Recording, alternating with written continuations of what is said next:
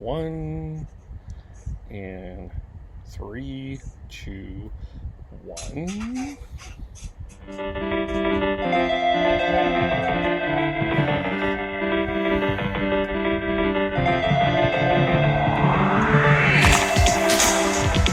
It is July the 29th, 2020.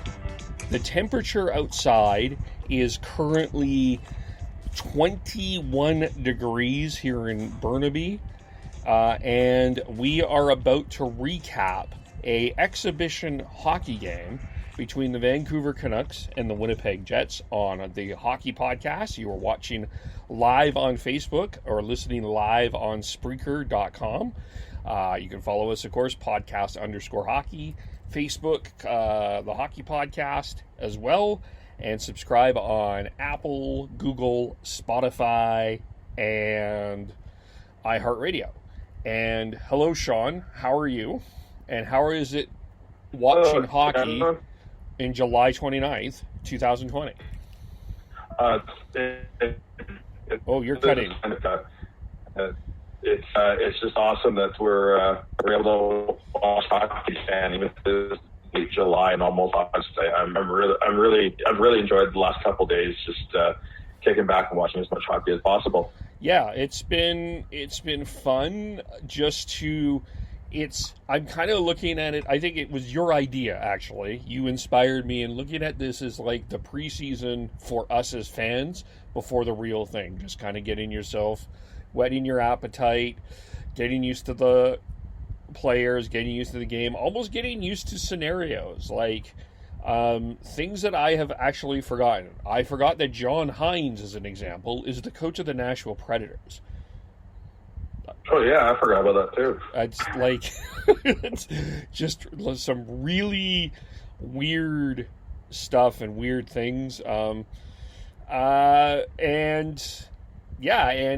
you know, it's a bit of I'm now used to watching the games without the fans. I'm getting used to that. That's not much of a. I felt an adjustment to that, but I've been already watching some stuff without fans, so that might have been easier. Overall, I feel like I will be fit to play Saturday at 9:00 my time. Yeah, I've gotten a little used to it now. I still find it weird when they score goals. It just doesn't seem right. With the fake fan noise, and just the players don't have the same excitement. And I hope that changes once the real games start. But right now, that's my only complaint is it just doesn't feel right when they score goals. Yeah, I was thinking though that was exhibition, and that really wasn't. That was part of that. I kind of wrote that off. Like as an example, yesterday when they Oilers, when McDavid scored that goal, like it was a nice goal. McDavid kind of just shrugged it off, and it was kind of like the all-star tap. I also wonder, before we get into the game, I do wonder a little bit about just maybe the players feeling a little bit that they're going to get a little bit of pushback if they do hug or do some of the typical hockey things, and they're probably trying to get used to how they communicate with each other as well in this pandemic time. Maybe, but we had fights, we had scrums, we had everything, right? So, like that's even more bad sort of social distancing than just celebrating a goal and doing hockey hugs and head taps and everything like that. So, I don't know. I'm really hoping that that part of the emotional side of the game comes back on Saturday. Yeah, and I think it will. But let's get into tonight as the Winnipeg Jets and the Vancouver Canucks played their exhibition game. The news at the start was Zach MacEwen in, Olli Joulevi in, Jake Virtanen not. Were you A, surprised, and B, were you also okay with this decision? I was not surprised based on everything we heard. MacEwen and Ferland had both outplayed Jake Virtanen at camp. And then and he just, at that point, he just got to play who's going the best and who the coaches feel can give him the best chance to win. And Ferland had a good game, and MacEwen was all right. He had some up and downs, but they're both looking as good as you can hope at this point. And Jay Virtanen needs to learn that he needs to come in and battle for his job. If people are coming in and players are coming in and they're taking playing time away from him, he needs to take that personally, and he needs to actually start working his butt off to actually get there. Yeah, I agree. I was thinking when watching that, I was reminded of how Chris Faber talked to us about when he was on with us about how Virtanen was one of the first players off the ice at the end of practices. And when you have a guy like Pettersson, who is one of the best players in the game, staying and working on things like his shot, which we'll get into, that doesn't look good to the coaching staff to me, especially when you are in a battle for a position. Yeah, and that's huge. I think it's Zach MacEwen's really played his way onto this team, and the Canucks are better with Michael Ferland in the lineup. So I think it's real. It was a real easy decision for Travis Green, despite all the hand-wringing and upset people on Canucks Twitter. I think it is. Like, it's way too easy of a decision for Travis Green, especially the way he likes his fourth line. You can quibble about that, and I think we can. I even don't necessarily like how he's got that fourth line set up, but I do think that if you're based off of what the battles were in camp, Jake Virtanen was outside looking in. Yeah. So looking at the overall, Joulevi, you talked a little bit about he made a nice pass in the first period. I'm just going to pull up his ice here. I'm using my iPhone because I don't want to use all he played 6 minutes and 37 seconds. And I think he looks fine. Yeah, I do too. He was in there because Jordy Ben is still in Dallas waiting for his wife to give birth to their child, and but he looked good, and that for the future that's very good for the Canucks. They need him and or Rathbone to step up and start taking minutes away from some older players, and for cap reasons and just to build this team the way that Jim Benning has envisioned it. So I think he didn't look out of place at all, and I think that says a lot. And I think it's time to look forward with him and stop. And I think starting next year we're going to see him play more and more NHL games. Yeah, I think he's starting. Yeah, I think that this was a night of.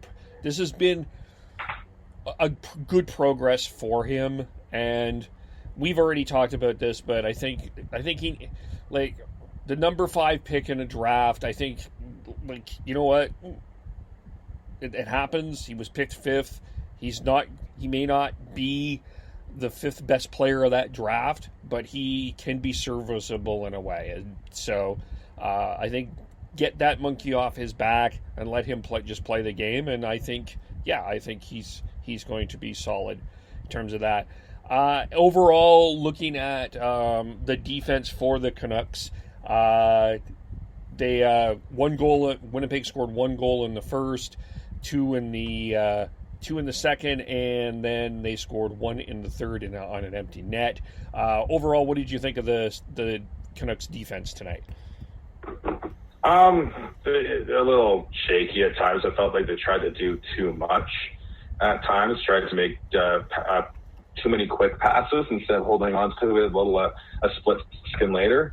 But that is also Travis Green's style. He wants them to move the puck quickly and move the puck up the ice and try and catch teams off guard. So it's going to be interesting to see if they can actually get in the rhythm of that and be able to do that versus the Wild. But for the most part, I felt they were okay.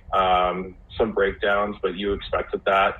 The only reason this game wasn't closer was Connor Hellebuyck. He stood on his head and made some big saves on some really good chances, and the Canucks they outplayed the Jets for the most part this game. Yeah, I can agree with that. There was we'll get into Hellebuyck in a moment here, but yeah, overall, and then the forwards. To me, I thought when Hughes and Pettersson were on the ice, they controlled the play. It looked like Travis Green. Did Travis Green by chance phone you? Did you get a phone call from Travis in regards to the lines? Because it looks like they went your way as opposed to Chris Faber's way, putting Toffoli with Pettersson and Besser with Horvat. That's what they've been practicing with all of camp, basically. They had the one or 2 days where they mixed things up, but I think that was just more for just to see what they had and to keep players on their toes more than anything else. But Brock Besser looked fantastic today. That line was the best line for the Canucks tonight, and they controlled most of the play. I think they had multiple top-notch chances, and I think it's really good. That's really good for the Canucks going forward, because I think that if that line can keep going and play like that consistently, and then the Pettersson line can just step it up a little bit, then the Wild are in trouble, because they do not have a Connor Hellebuyck back there to stop to hold them in the game. Yeah. Let's get into Hellebuyck, because you've already talked about him twice. That Jets kind of reminded me a little bit of the Montreal Canadiens in the where they're relying so much on him to make these saves. And I said this on Twitter. He was in mid-season form tonight. Like, if I'm the Flames, I don't know if I'm worried so much about the Jets team. I just don't know how you're going to beat Connor Hellebuyck. Like, he was, even when Roussel scored, he was complaining to the referee of how that puck went in. Like, he was in mid-season form tonight. He was, but one thing, Kev, is goaltenders are part of the team. No. And when you've got a game-changing, game-stealing goaltender, you can't discount that. And I know what you're trying to say, but I think it's just you got to have him as part of the team. And the Flames, if that's the level that Hellebuyck's playing at, and he plays 3-4 games like that, the Flames are in trouble. And I don't think they can beat the Jets with Hellebuyck at that level. Well, especially if the Flames goaltending is average at best. That's what I mean. Like, it's it's in a sense it's that goaltending edge that would concern me, because if it's Talbot or Rittich playing the way that both of them played last night and the way that Hellebuyck played tonight, it's over in 3. Like, my idea of having no sweeps is over. Like, that's flat out. But that was the biggest worry overall. But he was absolutely on his game, for sure. Yeah. Yeah, and it's he just seemed dialed in tonight. Like, when Brock Besser went in on that breakaway, he was with him the whole way. Even right to start the third period too. Bo Horvat came streaking in and powered his way to the front, and that could have been a game changer there if Horvat scores right at the beginning of the third period, make it 3-1 and completely switch the momentum. That's the type of save you need from your goaltender in these games coming up here in the playoffs. You need these game defining saves, and Hellebuyck had them tonight. And if he can like I said, if he can continue on with that, then just watch out. It doesn't matter how scrambly the Jets defense can be, but he can make up for that. Yeah, for sure. What were your thoughts on Markstrom tonight? He looked a little scrambly for my taste. I didn't like that second goal off the rebound. I felt he got caught leaning too far on the short side, and which he wasn't able to be square up on the shot. So that's why he ended up kicking that rebound out right into the slot for the Jets to capitalize and just tap in an empty netter there.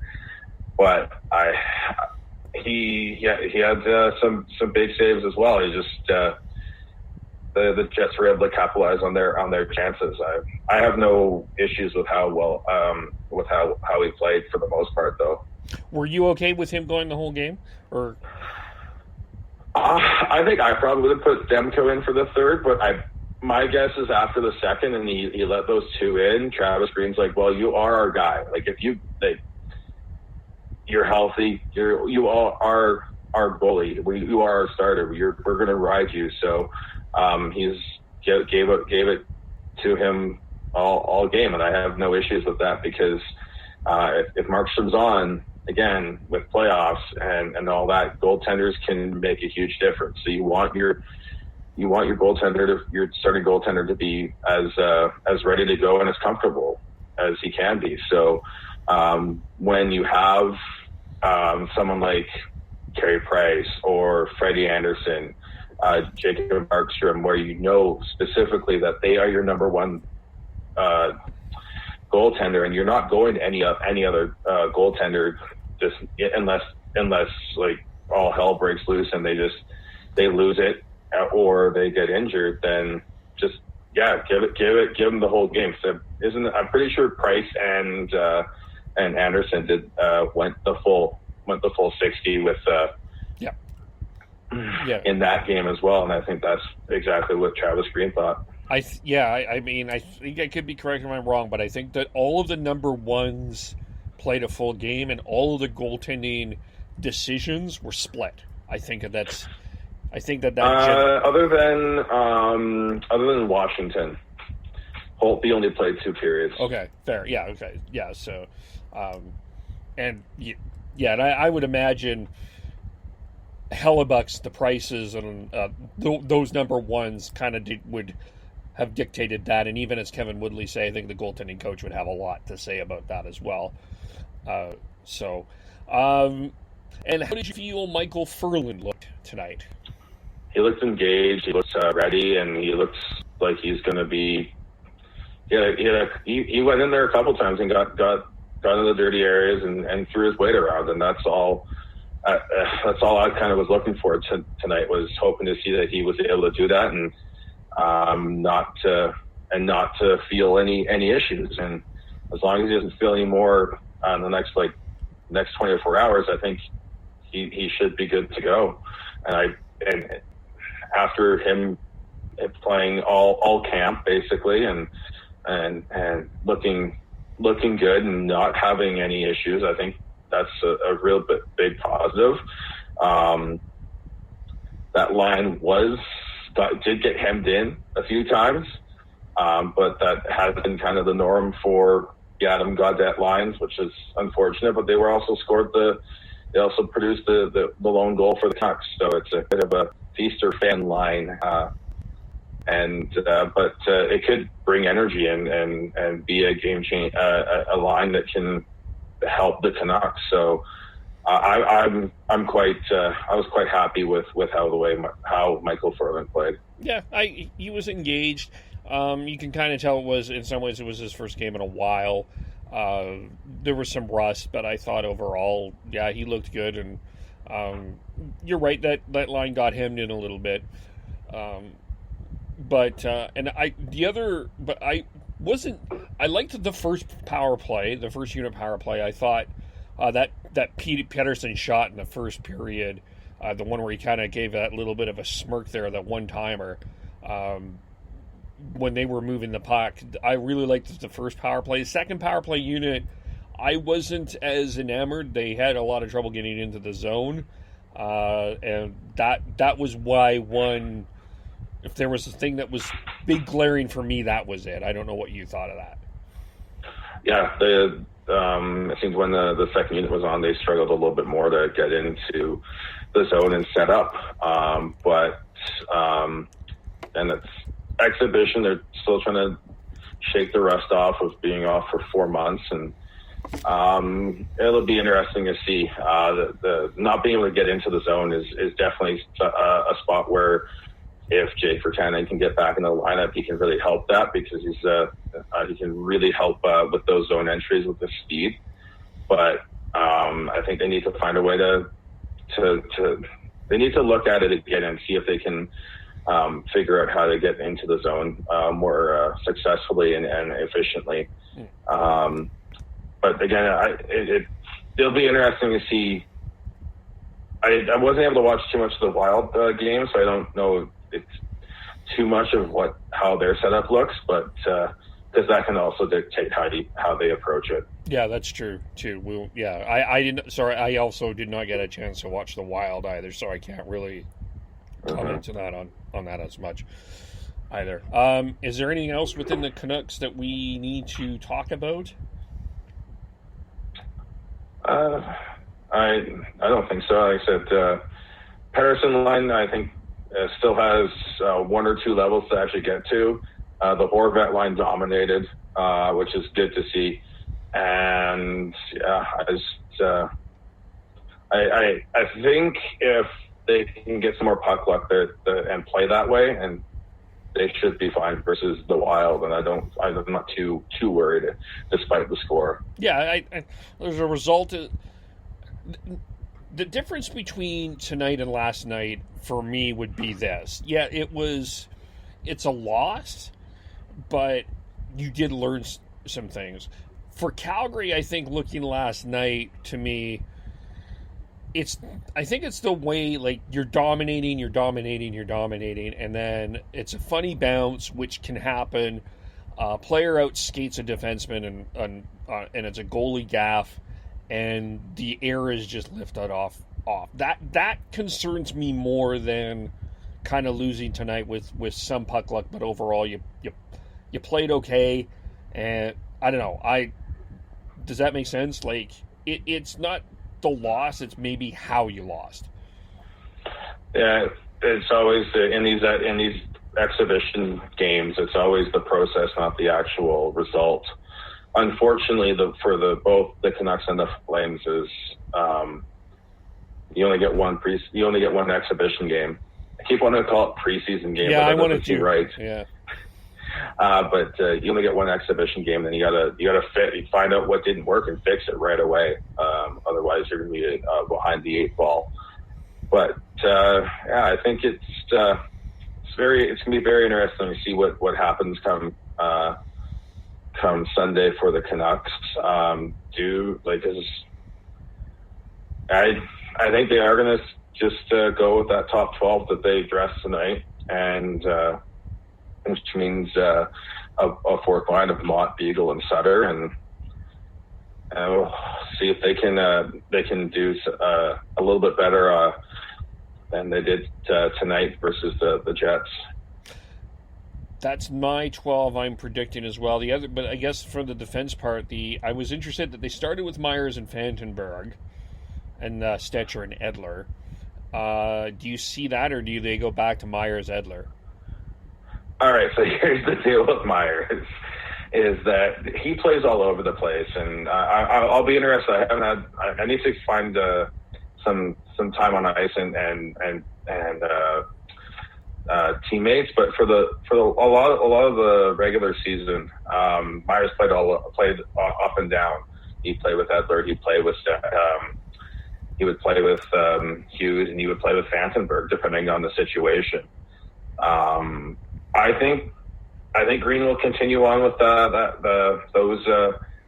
those three pairings, with Myers being played in multiple spots depending on on the need of the game. But I think those are the six. As solid as Joulevi looked, he's not supplanting Vandenberg, because Vandenberg's a key penalty killer. You're not going to throw a rookie into key penalty killing role in the playoffs unless you're forced to. And the Hughes Tanev pair, I think they were in pretty lock and step with the Horvat line, so their possession numbers as well as the Horvat line possession numbers look fantastic tonight. But I think that's my six as well. Yeah, Tanev played 19-10. Edler played 16-34. Vandenberg 14-34. So, and Hughes played the most at 22-12. And then Myers was actually second, by the way, 19-26. Yeah, and that's what I'm saying is Myers will play all over. And if I pull up the 5-on-5 ice time, you look at your top two, it's Quinn Hughes and Tyler Myers, and it's by a couple shifts. So he's gonna play with a couple different players to see what happens, and don't get locked in on the Tyler Myers Oscar Vandenberg pair as a true pair. No. It struck me that they were started as a pair, and I went, that was a bit unusual to me. Mm-hmm. But that's why I was looking at that. But that will be anyway. What did we like? Just quickly, we'll just quickly touch on the Jets. We talked on Hellebuck. Overall, very skilled forward group, and I think Moore's skill than I think people realize. Defensively, the big thing is what will happen with Ehlers. He left the game after a bit of a weird little play with Adam Gaudette. So we got to see Jansen Harkins, the transported in, fresh as a daisy, and but that'll be the big, because that'll be a huge loss. He's such a good player for the Jets, and I don't think people realize how good he is. So if he can't go, that's going to be a huge loss for the Jets. But I wouldn't be surprised, based off of how he walked off the ice. I wouldn't be surprised if that was literally just for precautionary reasons, just to take him off. Don't let him overexert and actually injure himself. I think it was the same thing with John Carlson in Washington. He had a similar incident where he went down awkwardly and left the game. But I think both of them are more precautionary reasons. Yeah. I don't think there's anything it didn't strike me as anything super to worry about there. But and defensively, they are what they are. It's forward wise that there's lots of skill there, so that series will be interesting against Calgary for sure. So coming up now, we've got tomorrow we will have Ryan Pike on chatting with Heidi and I about all things Flames. The idea of them possibly going out and getting another goaltender in the offseason has come up. So we talked to Ryan about that and the kind of line combinations. So we get Ryan's take on all of that. And then on Saturday, we will be doing our first recap as the Jets and the Flames after the Jets-Flames game, as Devin and I and Matt DeBourg from Fireside Podcast will be recapping that game, and I think Heidi might be joining. And then Sunday, it's the Canucks and the Wild, and we will be recapping that, as well as the Leafs. Sean, Devin wants to recap the Leaf game, so we're going to be doing that. So we're going to be recapping the Leafs and the Jackets and the Canucks and the Wild. So we'll be very busy. Oh, Devin. Yeah. Oh, he just wants to talk hockey, and that's what we're doing here too. But more talking hockey, the better.